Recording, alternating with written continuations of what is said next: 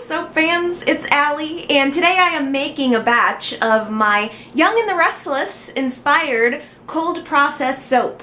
The original fragrance blend that I'm working with has a very high vanillin content, so I know that it is going to discolor my soap to a deep chocolatey brown. And that's okay, because it goes really well with the fragrance blend that I have put together.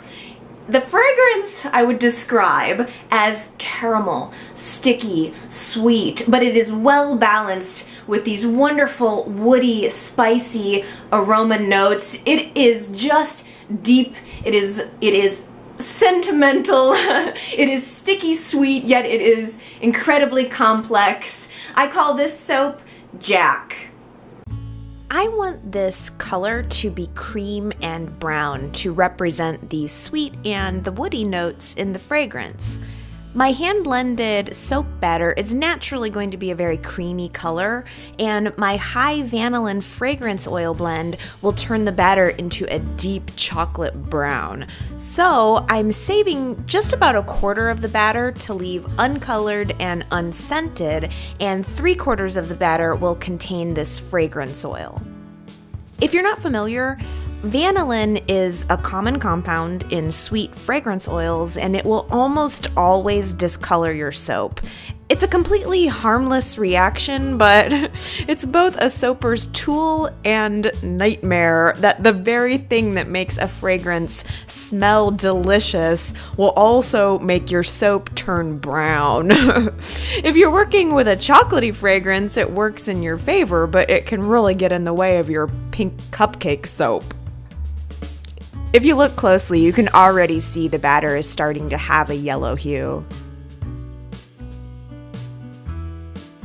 I'm going to pour the scented batter into the bottom of my silicone mold and carefully layer the unscented soap right on top. And just look at how much the fragrance oil blend has affected the bottom layer batter in only a matter of minutes. The only difference between these two is the bottom layer has the fragrance oil in it. This is exactly what I was expecting, and so far I think it looks great. So I will just let Jack put on his nightcap and jammies, and I'm going to wake him up in the morning.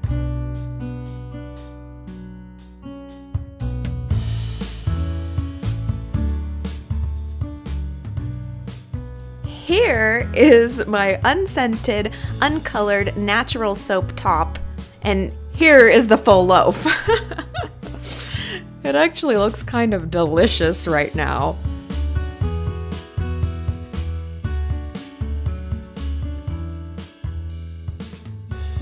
And now it looks like a foamy mug of beer. Okay, so here is what's happening. The center of the loaf has not been exposed to air as much as the outer sides. As more and more of the soap becomes exposed to air, and as more and more of the water evaporates out over the course of the next 6 weeks curing time, this color will continue to darken. It's just that right now it looks like Oktoberfest. Bottoms up. You know, for all his faults and flaws, the character of Jack is fairly well-rounded, so this fragrance is such a beautiful balance of woody and sweet.